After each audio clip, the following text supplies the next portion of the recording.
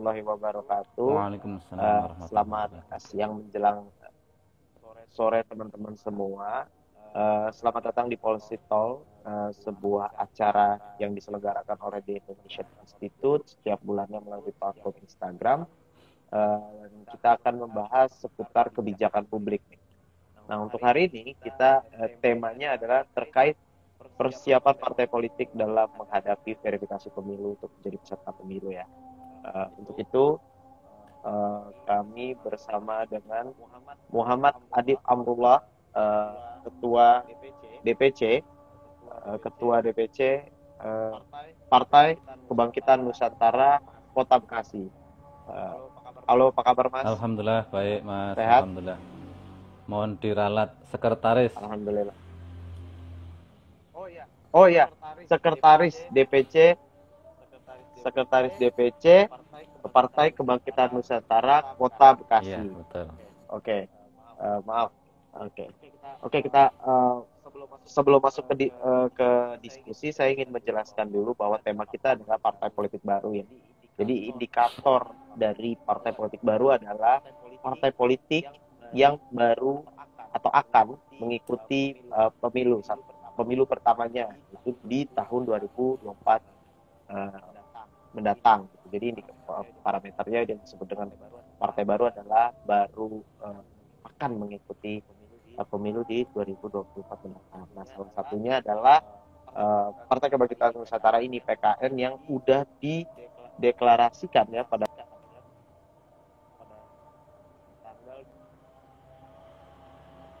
Agustus tahun 2022 juga telah mendaftarkan diri untuk menjadi peserta pemilu ke Komisi Pemilihan Umum KPU. Nah, sebelum kita diskusi ya Mas, saya ingin ngobrol dikit. Mungkin teman-teman juga ingin tahu nih ceritanya. Gimana sih ceritanya Mas Adib ini bisa menjadi sekretaris DPC PKN gitu? Yang kita tahu kan PKN ini adalah partai baru yang sebenarnya diketuai oleh politisi lama juga gitu ya.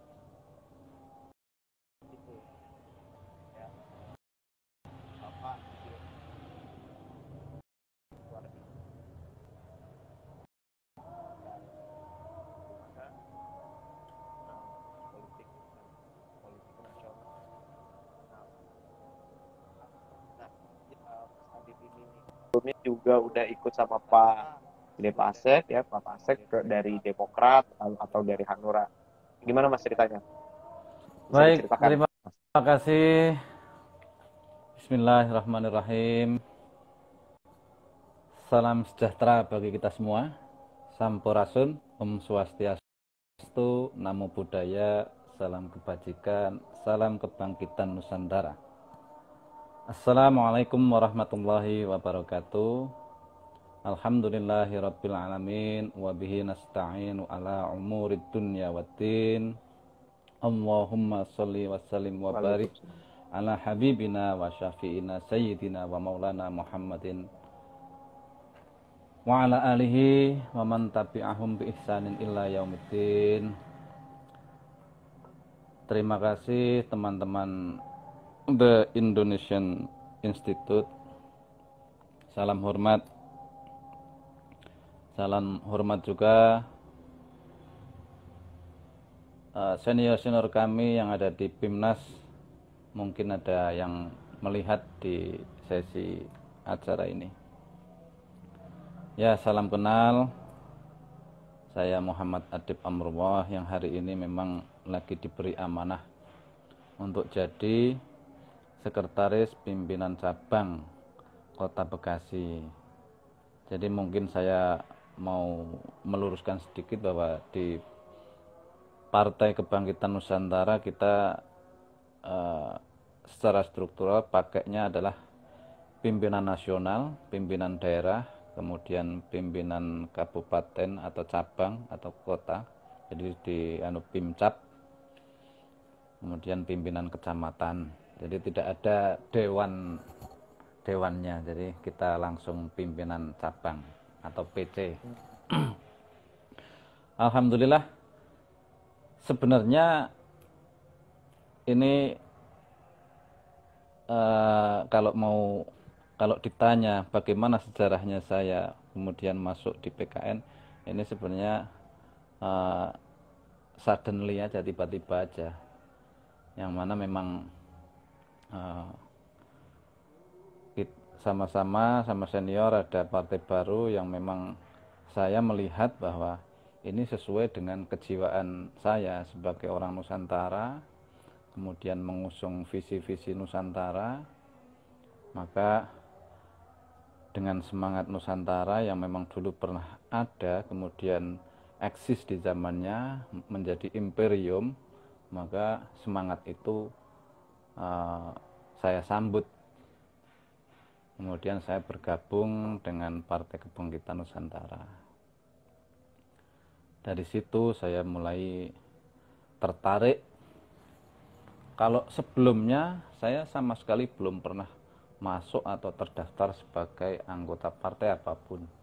Cuman ini adalah partai politik yang pertama yang di sini saya bisa belajar, kemudian juga bisa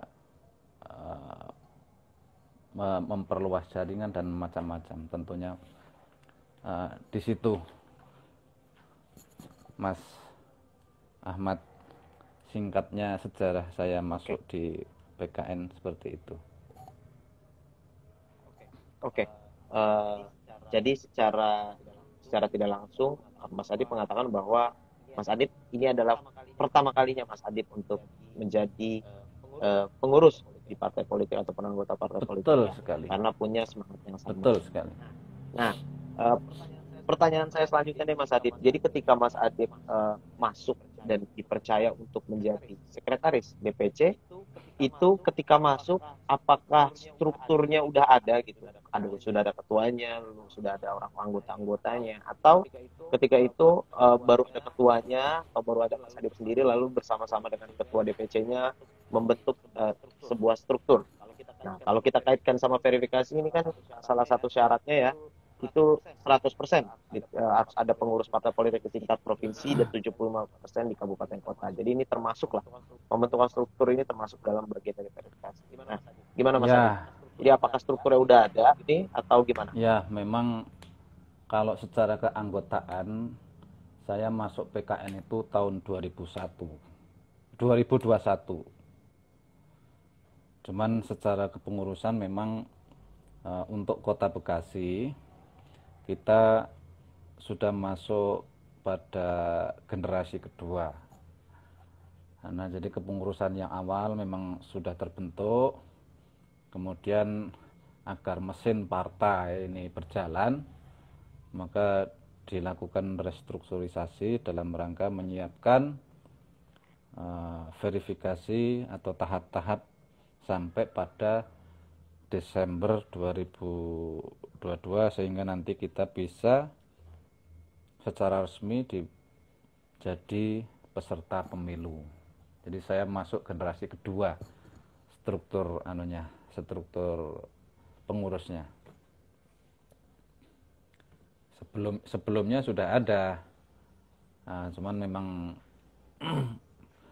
agak mesinnya kurang lancar sehingga kemudian kami dikumpulkan, kami dipertemukan, diajak ngopi-ngopi, kopdar, baru di situ tersusun struktur yang baru agar mesin partai bisa berjalan secara optimal.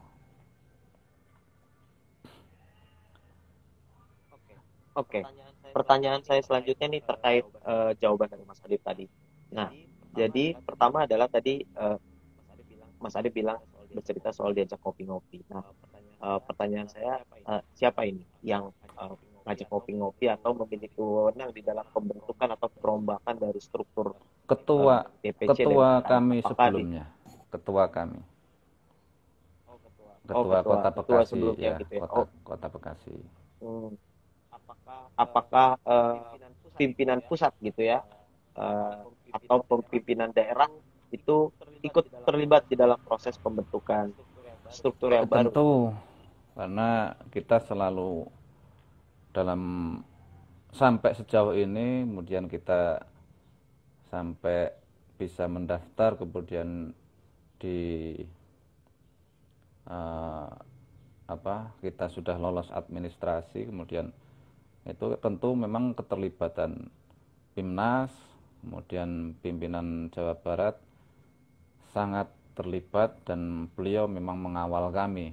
Beliau mengawal kami sehingga partai ini dengan ruh atau nafas kebangkitan ini bisa sejauh ini kan akhirnya bisa kita lihat bahwa hasilnya kelihatan. Mudah-mudahan sampai pada Oktober kita tetap sesuai dengan rencana, sehingga memang etape-etape ini bisa dilalui secara normal dan sesuai dengan schedule dan target-target pimpinan nasional. Oke. Dari penjelasan Mas Adip tadi juga ya, kan berarti artinya sudah sudah cukup baik sampai sampai saat ini ya. Proses untuk verifikasinya, persyaratannya juga sudah terpenuhi. Nah, di Undang-Undang Pemilu itu kan dijelaskan bahwa 75% untuk pengurus di tingkat kabupaten kota ya. Kalau di Jawa Barat berarti salah satunya adalah uh, DPC Kota Bekasi. Nah, Mas Adip tahu nggak apakah untuk PKN sendiri di Jawa Barat sudah melebihi dari 75% itu atau bahkan 100% pengurusannya Baik. di tingkat Jawa Barat? Baik. Jadi sebelum kita mendaftar, pimpinan nasional mendaftar di KPU pada tanggal 2 Agustus yang lalu,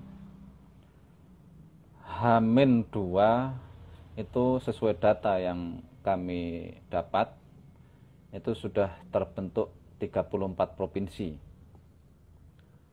Kemudian kabupaten kotanya sudah terbentuk 501 kabupaten kota. Kemudian pimpinan kecamatannya sudah terbentuk 5.721. Artinya kan ini sudah melebihi batas minimal yang dijelaskan oleh undang-undang.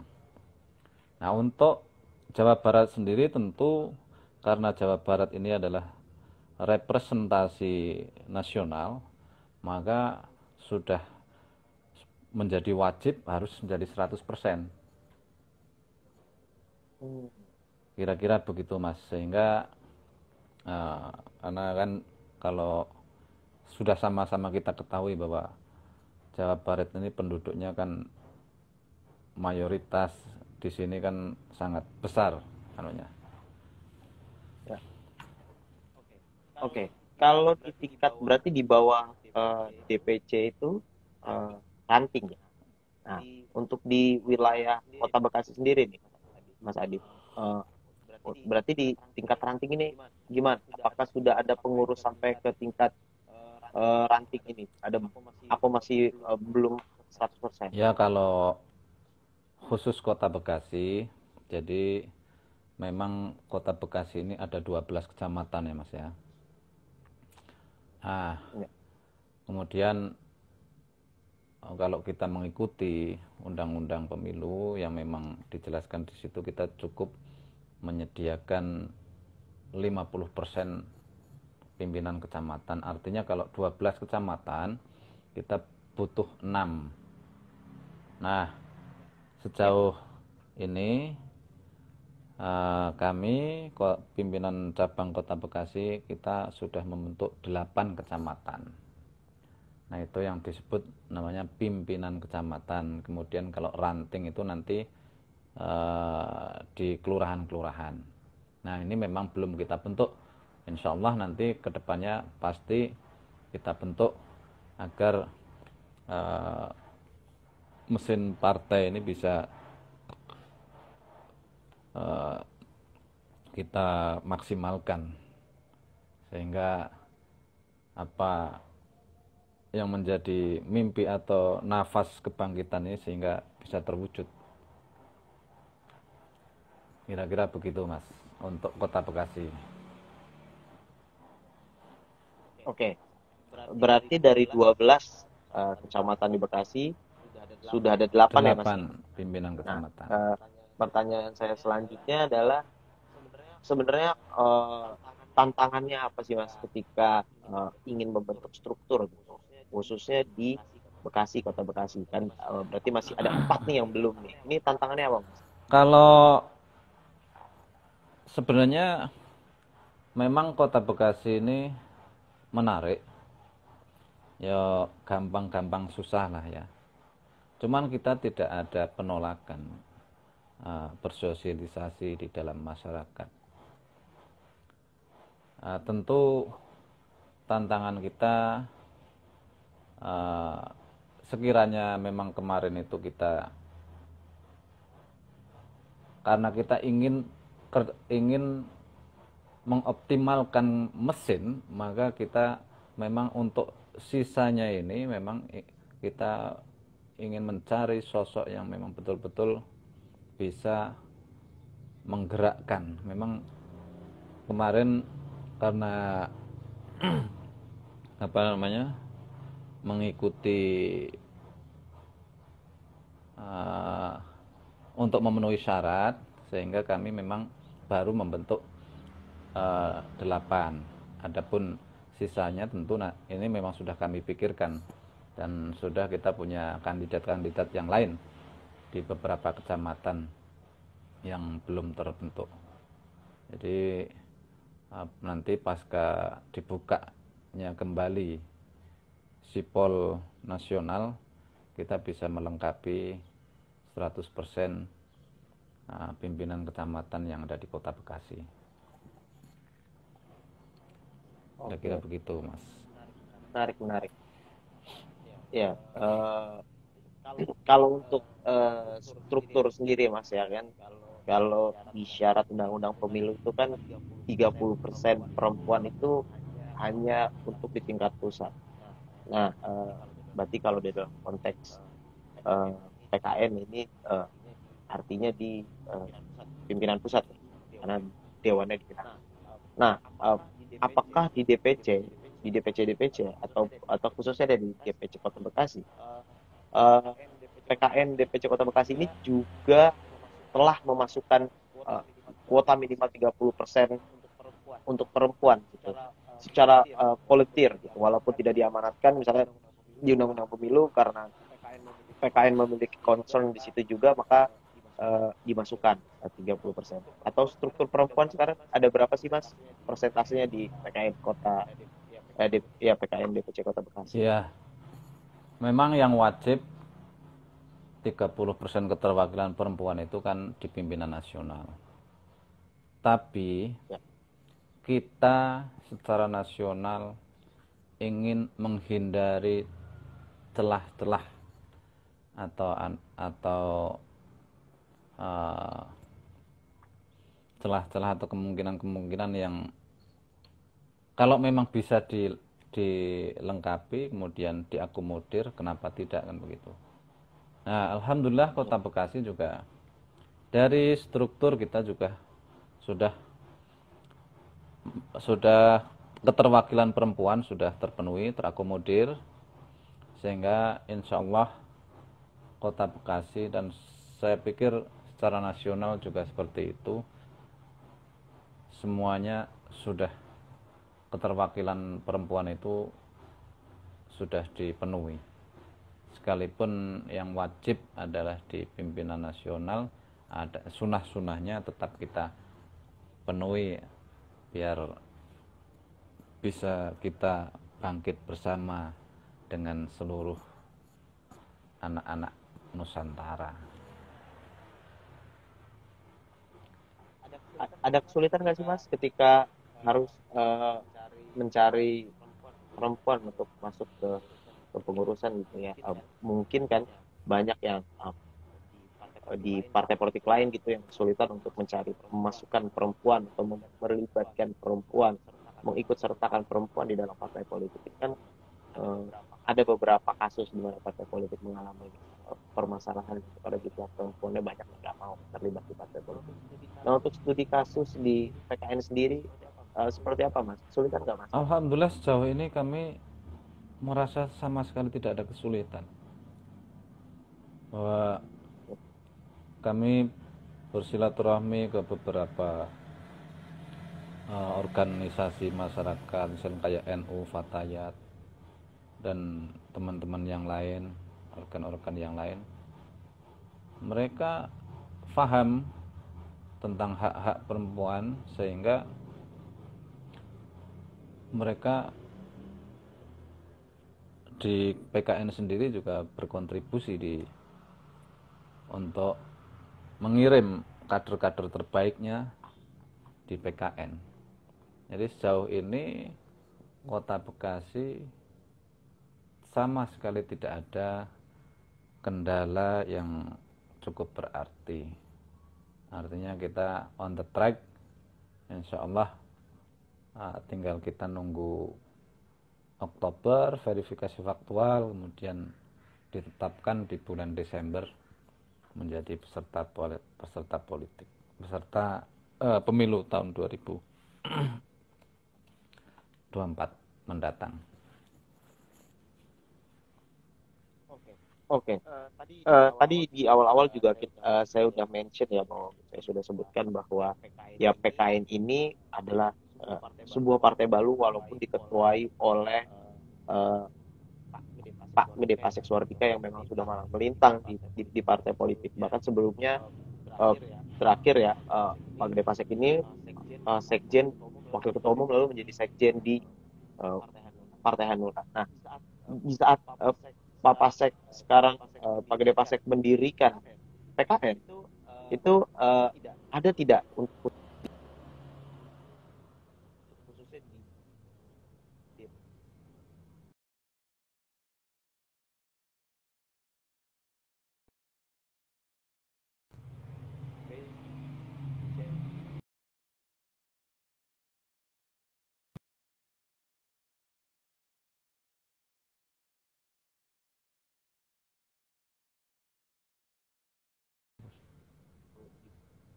PC Kota Barat, punya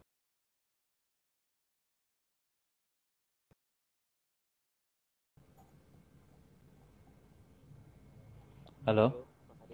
Ya, mohon maaf, coba diulang sedikit karena barusan sinyalnya agak ngadat sehingga pertanyaannya eh, tidak tersampai di sini. Oke. Eh, Pertanyaan saya, seperti yang kita ketahui ya, tadi PKN merupakan partai baru, tapi dipimpin oleh Bapak Gede Pasek Suardika, yang dimana Pak Gede Pasek Suardika ini memang sudah politisi yang marang melintang di perpolitikan nasional. Dulu pernah di Demokrat, lalu pernah menjadi sekjen, dan juga wakil ketua umum di Partai Hanura. Nah, ada nggak sih struktur di provinsi, di pimpinan pusat ataupun di Jawa Barat, atau di khususnya di DPC deh, di DPC eh, Kota Bekasi itu, yang mereka mereka ini adalah orang-orang atau kader PKN yang saat ini kader PKN, yang mereka dulunya adalah di Hanura gitu. Jadi ikut ikut ikut ke PKN karena Pak Gede Pasek pindah pindah ke PKN atau mendirikan PKN. Ya, memang saya ingin berbicara di Kota Bekasi aja ya, tentu karena memang sesuai dengan kapasitas saya dan sepengetahuan saya. Tentu kalau di Kota Bekasi memang sangat berwarna. Ada beberapa mantan-mantan aktivis partai dari beberapa parpol yang hari ini sudah eksis. Memang ada beberapa, cuman memang kebanyakan atau bahkan struktur yang hari ini ada di Kota Bekasi ini nyaris orang-orang baru. Nyaris orang-orang baru. Misalkan kayak saya dan beberapa ada bendahara, ada beberapa wakil-wakil ketua dan yang lainnya. Tetap para mantan aktivis partai yang lain tetap ada. Gitu Mas. Oke. Eh, Kalau rekrutmen kan selain pembentukan struktur, salah satu persyaratan dari Undang-Undang Pemilu untuk partai politik yang ingin jadi peserta pemilu itu adalah persyaratannya adalah harus memiliki 1.000 anggota, sekurang-kurangnya 1.000 anggota, 1.000 orang atau 1/1000 dari jumlah penduduk. Ya. Nah, pertanyaannya, kesulitan tidak ketika harus merekrut 1.000 orang ini, dan bagaimana sih strategi yang dilakukan oleh DPC Kota Bekasi, PKN DPC Kota Bekasi untuk memenuhi persyaratan tersebut? Ya, betul Mas. Alhamdulillah sejauh ini Kota Bekasi tidak ada masalah dan kita nyaris tanpa hambatan. Adapun mengumpulkan KTA atau kita berdakwah partai ini, memang kita secara nasional bekerja sama. Misal kayak di Kota Bekasi ini saya punya teman ada di Bogor, ada di NTB, ada di Wonosobo, ya kita langsung kirim ke Pimnas yang memang, sehingga nanti saling tuker KTA, saling tuker dan itu confirm sampai pada nomor teleponnya, sehingga nanti sekiranya besok dihadirkan di verifikasi faktual itu sangat mudah sekali. Jadi insya Allah kita secara nasional bahu-membahu, ringan sama dijinjing, berat sama dipikul untuk kebangkitan Nusantara. Jadi sejauh ini Kota Bekasi yang memang DPT-nya itu kurang lebih 1.600.000-an. Nah kalau 1/1000 kan artinya kurang lebih 1.600. Nah samplingnya kurang lebih 160-an kan. Ya itu insya Allah semuanya bisa kita hadirkan. Jadi dan real tanpa kemungkinan untuk ganda itu sudah kita minimalisir sejak awal, sehingga kita tidak bekerja dua kali. Nah, gitu, karena kita memang nyaris sejak awal kita sadar bahwa PKN ini dapat SK Kementerian Hukum dan HAM itu kan tanggal 7 Januari. Artinya kita sangat pendek, sehingga seluruh kerja-kerja partai, operasi politik yang kita lakukan harus efektif dan efisien, sehingga tidak dua kali kerja. Saya kira begitu Mas, untuk Kota Bekasi yang sejauh ini kami lakukan, dan saya pikir secara nasional juga demikian. Oke, ini menarik ya Mas ya. Saya pikir baik dan bagus bagi PKN karena sejauh ini memang sudah cukup baik di dalam semua persyaratannya sudah cukup terpenuhi gitu, dan lancar-lancar untuk khususnya di DPC Kota Bekasi. Dan yang paling penting adalah kita dengar beberapa waktu lalu ya ada beberapa partai politik atau yang datanya ganda gitu keanggotaannya ataupun fiktif gitu. Sedangkan di PKN sampai sejauh ini tadi Mas Adi bilang juga real dan mudah untuk didatangkan sampai nomor teleponnya gitu. Ini cukup menarik. Nah, kita lanjut ya. Sebelum kita lanjut, bagi teman-teman atau peserta yang hadir di dalam Instagram kali ini, jika ingin bertanya kepada Mas Adib ataupun kepada saya, bisa langsung tuliskan pertanyaannya di kolom komentar. Oke, pertanyaan saya selanjutnya nih Mas Adib adalah ongkos politik untuk bangun sebuah partai politik itu tentu pasti tidak murah ya. Bahkan di salah satu persyaratannya itu juga dijelaskan bahwa perlu untuk membuat kantor, mempunyai kantor tetap pada tingkat pusat, provinsi, dan kabupaten kota. Nah, mungkin teman-teman yang hadir ini juga belum mengerti gitu, masih banyak yang awam juga terkait pendanaan nih di partai politik. Nah, ketika PKN ini berdiri, itu dananya untuk membangun infrastruktur, ya salah satunya adalah kantor tuh atau kegiatan-kegiatan partai itu dari mana Mas Adit gitu. Di mana kan PKN sendiri baru gitu ya kan. Gimana tuh mekanisme pendanaannya terkait hal tersebut? Jadi begini Mas, yang pertama kami semua ini masuk di Partai Kebangkitan Nusantara ini diawali dari kesamaan nafas, kesamaan kebangkitan, kesamaan ruh. Secara nasional demikian. Nah, adapun pertanyaan yang barusan Mas Ahmad tanyakan terkait dengan sekretariat, terkait dengan mobil, transportasi, akomodasi dan sebagainya. Kita semuanya nyaris gotong royong.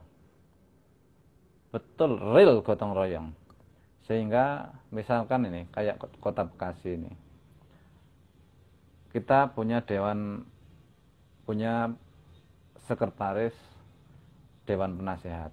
Beliau menyumbangkan rukonya untuk menjadi sekretariat. Saya nggak punya apa-apa, punyanya tenaga. Ya udah, saya menyumbangkan tenaga. Dan teman-teman yang lain, pengurus-pengurus yang lain, saling bahu membahu, berat sama dipikul, ringan sama dijinjing. Kita untuk kebangkitan Nusantara yang memang dulu pernah ada, maka sangat mungkin untuk dibangkitkan kembali. Jadi kalau soal siapa funding kita, kalau funding kita yang pasti adalah gotong royong. Itu real funding kita gotong royong. Dan ini saya pikir unik memang. Saya yakin kalau di partai-partai lain sekiranya dimotivasi gotong royong, kayaknya nampaknya mungkin mikir 2 kali. Cuman karena memang sentimen yang dibangun pimpinan nasional ini pas ketemu, maka sangat mungkin untuk dilakukan gotong royong itu. Apalagi memang gotong royong itu salah satu budaya yang memang harus kita lestarikan, dan itu warisan nenek moyang kita kan, warisan Nusantara. Saya kira cukup jelas ya Mas ya. Jelas. Menarik ya ketika seseorang itu dari pernyataan Mas Adip itu, ketika seseorang itu dipertemukan dengan kesamaan visi gitu ya, seperti Mas Adip di PKN, maka untuk misalnya dia keluar tenaga, uang gitu tuh jadi tidak masalah gitu. Dan PKN dibangun atas dasar gotong royong tersebut sebagai sebuah pilar. Betul sekali. Menarik. Cukup menarik ya studi untuk di PKN. Nah, kita lanjut ke setelah verifikasi, kita berharap bahwa PKN juga bisa memberi warna baru di demokrasi Indonesia, bisa menjadi salah satu peserta pemilu ya Mas. Nah, saya ingin bertanya terkait setelah menjadi peserta pemilu itu kan nanti akan bertarung di pemilu 2024. Untuk itu kan perlu adanya caleg-caleg gitu, dan kita lihat ya beberapa partai politik di luar sana juga sudah membuka pendaftaran untuk bakal calon anggota legislatif. Nah, di PKN sendiri apakah sudah mulai Mas untuk buka pendaftaran bagi caleg?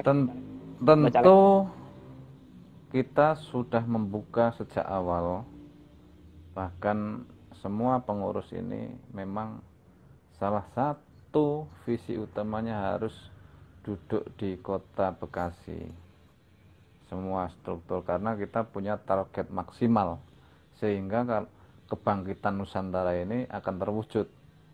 Kalau kita pakainya targetnya minimal atau ya sedapatnya aja, kita semangatnya kurang.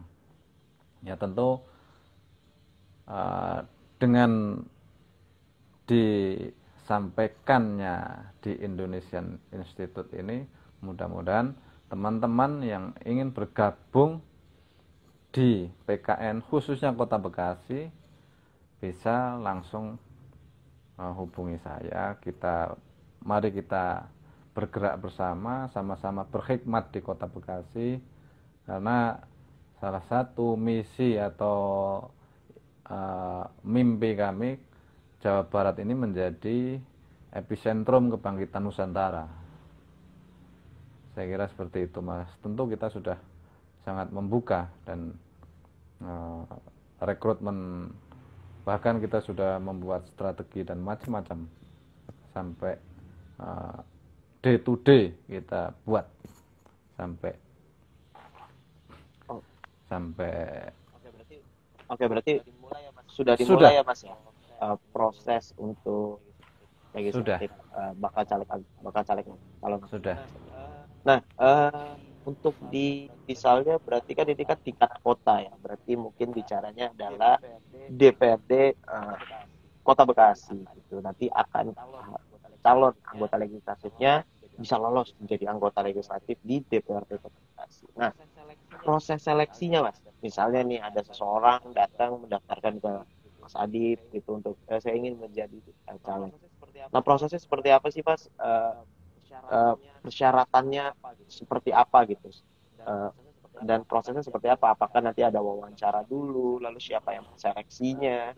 Lalu khususnya kan kalau sekarang kan pemilunya modelnya proporsional terbuka ya. Jadi terlihat nama caleg dan ada nomor-nomor urutnya. Nah, itu siapa yang akan menentukan selektoratnya itu siapa yang menentukan nomor urut? Ya, tentu kita membuka peluang kepada siapapun karena kita punya moto siapapun bisa jadi caleg. Itu satu. Tentu nanti adapun siapa yang menentukan nomor urut dan sebagainya itu nanti Bapilu, Badan Pemenangan Pemilu, akan memberikan beberapa kriteria-kriteria sehingga nanti target yang kita kejar itu bisa terpenuhi, sehingga jangan sampai kita nggak dapat hasil atau salah target, kira-kira begitu. Badan Pemenangan Pemilu itu memang sangat strategis yang memang nanti bisa mengatur siapa yang harus jadi striker di sini, di sana, di dapil-dapil tertentu. Dan tentu kita akan fokus secara tidak, sekiranya kan Kota Bekasi ini ada 6 dapil. Jadi memang ketika kita kaji yang memang di mana ada dapil yang medannya berat, tentu kami akan bukan menjadi prioritas dapil yang berat itu. Tentu kita akan concern secara di pimpinan kecamatan ini akan concern di beberapa dapil yang memang sangat mudah untuk kita, karena memang ada dapil terjal, dapil yang kita sudah punya kategori-kategorinya.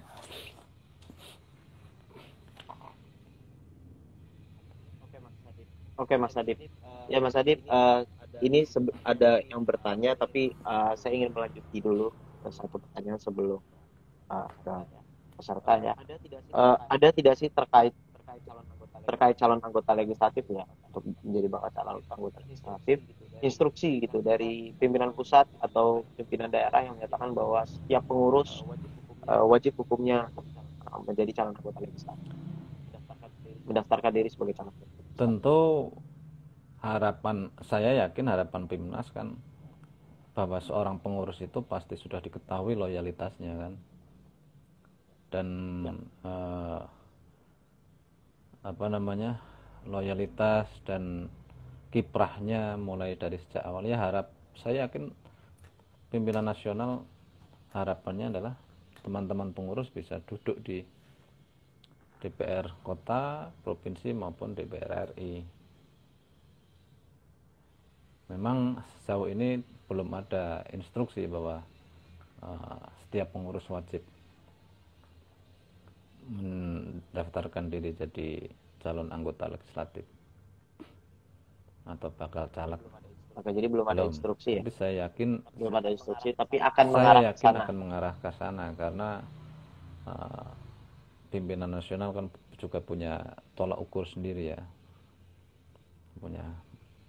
punya kebijakan sendiri, dan kita semuanya dari bawah dan seluruh nasional kita semuanya taat dan ikut instruksi pimpinan nasional. Oke, ini ada pertanyaan dari Nuri Restik.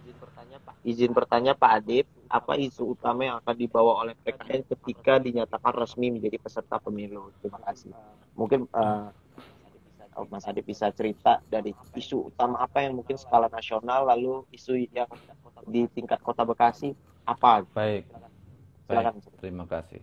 Pertanyaan yang menarik. Jadi begini, Mas, Mbak atau Mas ini? Mbak yang bertanya. Saya ini termasuk pecinta siapa itu namanya?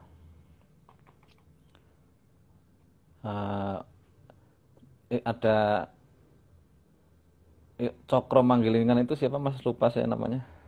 Yang penciptanya siapa? Kurang tahu.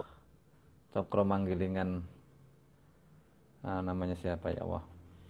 Jadi begini, dalam salah satu filsuf Jawa yang terkenal itu, dia mempunyai konsep kehidupan bahwa Cokro Manggilingan, artinya dunia ini berputar. Namanya siapa kok lupa saya Allah. Jadi dalam konsep Cokro Manggilingan itu mirip seperti roda. Seperti roda yang sekarang di bawah akan berangsur dinamis berputar seperti itu. Dulu Nusantara ini pernah berada di puncak kejayaannya, sehingga kekuasaannya membentang segitu luasnya. Nah, cuman harus kita akui bahwa hari ini kita lagi berada di posisi di bawah.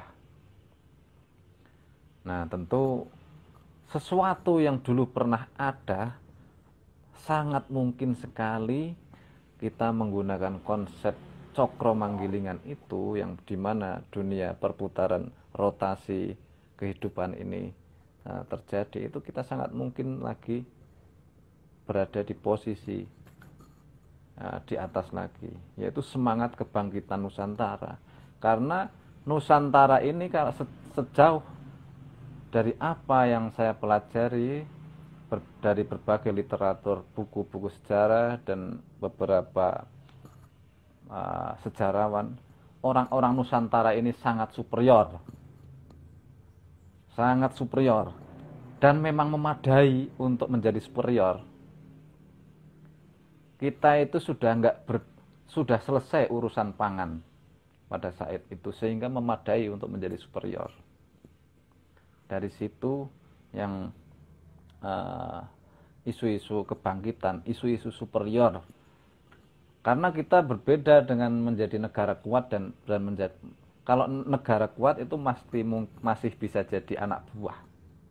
Tapi kalau superior nggak mungkin menjadi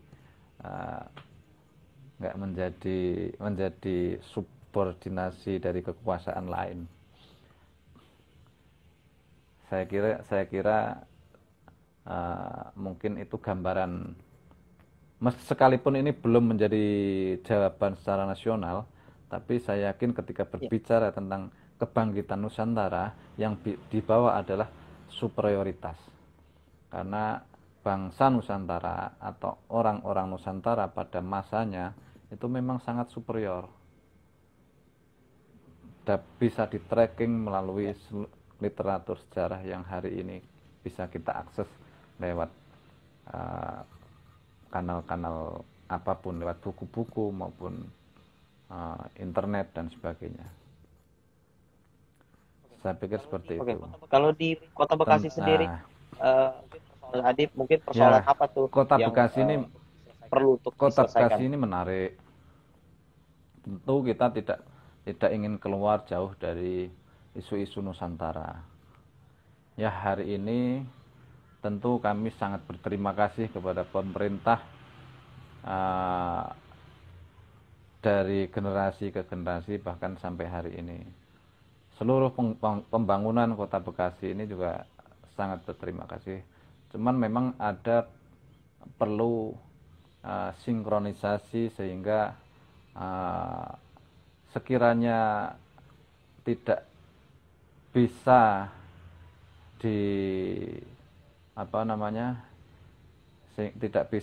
tidak bisa mirip dengan Nusantara pada saat itu, ya kita harus berusaha. Misalkan di isu-isu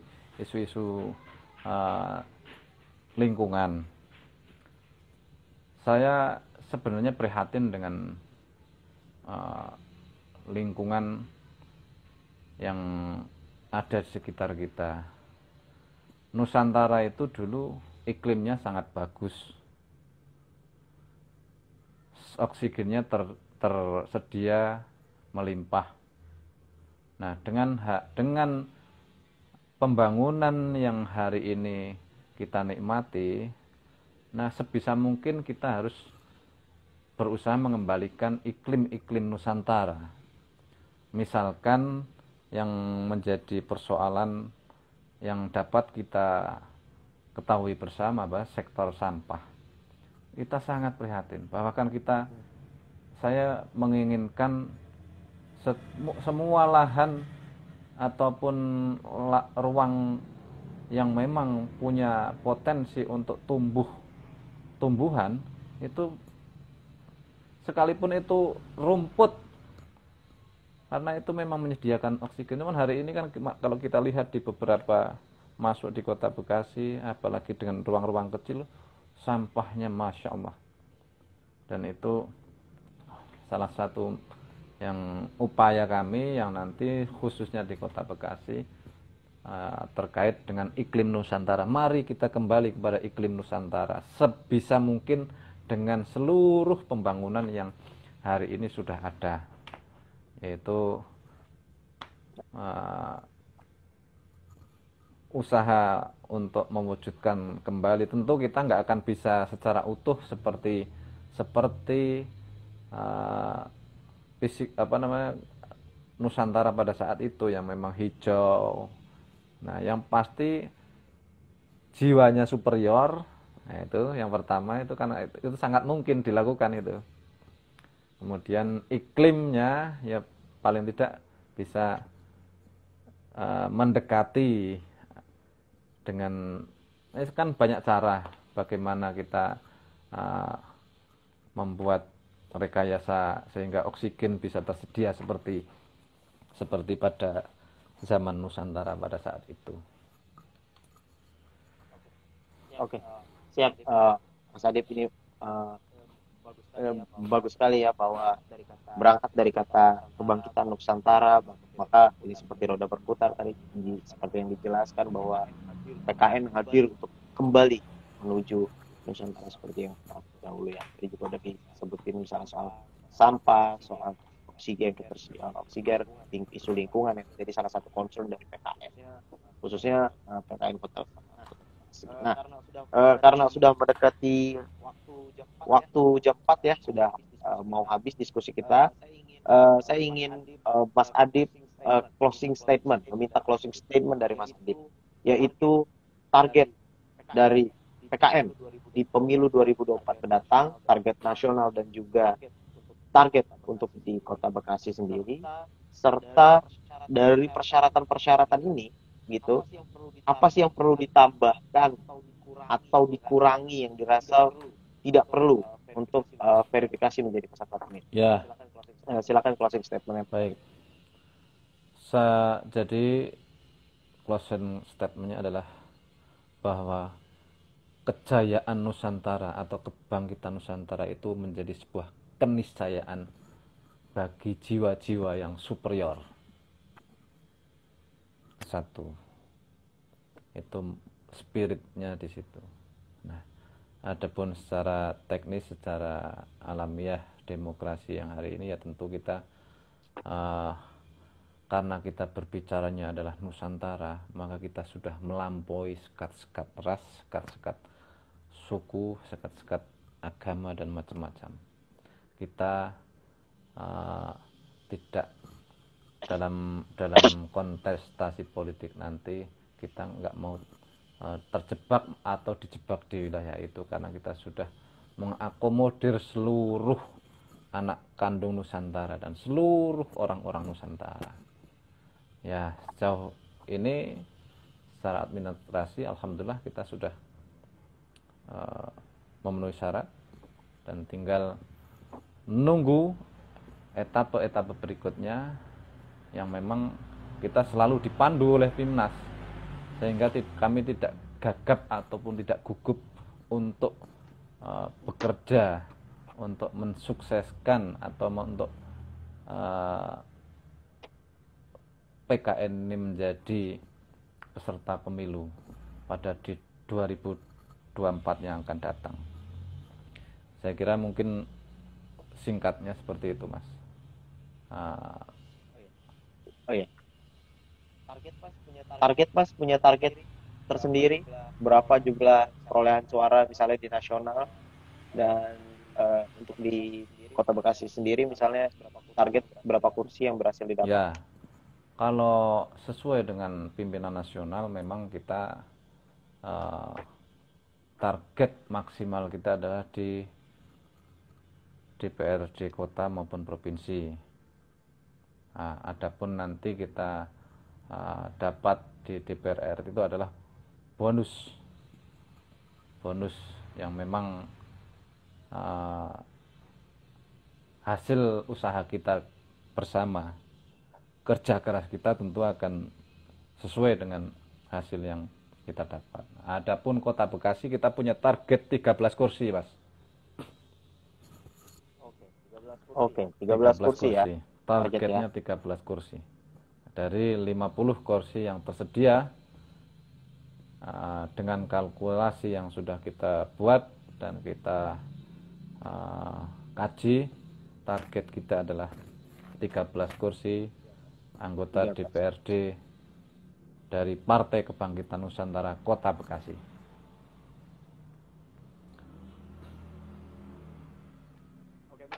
Oke Mas, udah kerasa ya udah jam 4, saatnya kita berpisah karena sudah sejam berdiskusi.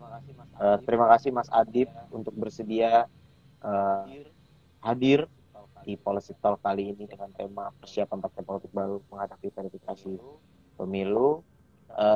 Kita berdoa bersama ya, semoga kehadiran PKN menjadi salah satu pemberi warna baru bagi demokrasi Indonesia, dan semoga untuk verifikasinya lancar dan bisa segera untuk menjadi peserta pemilu. Sekali lagi saya ucapkan terima kasih atas kehadirannya juga untuk para peserta yang sudah hadir pada sore hari. Sampai jumpa di Policy Talk selanjutnya. Wassalamualaikum warahmatullahi wabarakatuh. Waalaikumsalam. Terima kasih Mas Adib. Terima kasih untuk semuanya. Ya Mas. Matur suwun. Terima kasih. Ya. Assalamualaikum.